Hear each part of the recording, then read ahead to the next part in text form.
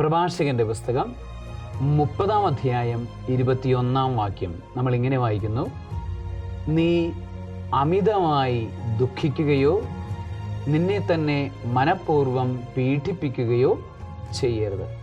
അമിതമായി ദുഃഖിക്കുന്നത് അത് മനഃപൂർവ്വമുള്ള ഒരു പീഡനമാണ്, സ്വയം പീഡനമാണ് എന്ന് വചനം നമ്മളെ ഓർമ്മപ്പെടുത്തുകയാണ്. ചില ആളുകൾ എപ്പോഴും ദുഃഖിച്ചുകൊണ്ടിരിക്കുന്ന പ്രകൃതമാണ്.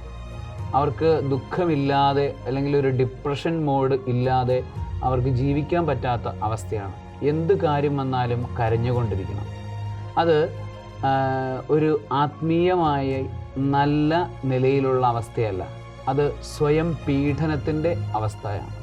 വചനം പഠിപ്പിക്കുന്നു, നീ അമിതമായി ദുഃഖിക്കരുത്.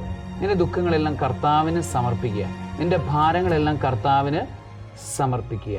ദുഃഖം പ്രാർത്ഥനയായി തെറ്റിദ്ധരിക്കാനായിട്ട് പാടില്ല. ഉത്കണ്ഠകൾ പ്രാർത്ഥനയായിട്ട് തെറ്റിദ്ധരിക്കാൻ പാടില്ല. വചനം പഠിപ്പിക്കുന്നു, ദുഃഖം തന്നെ പീഡിപ്പിക്കുന്ന അവസ്ഥയാണ്, അത് വേണ്ട എന്ന് കർത്താവ് നമ്മളെ പഠിപ്പിക്കുന്നു. സർവശക്തനായ ദൈവം, പിതാവും പുത്രനും പരിശുദ്ധാത്മാവും ദുഃഖരഹിതരായി ജീവിക്കുവാൻ നിങ്ങളെ സമൃദ്ധമായി അനുഗ്രഹിക്കുമാറാകട്ടെ.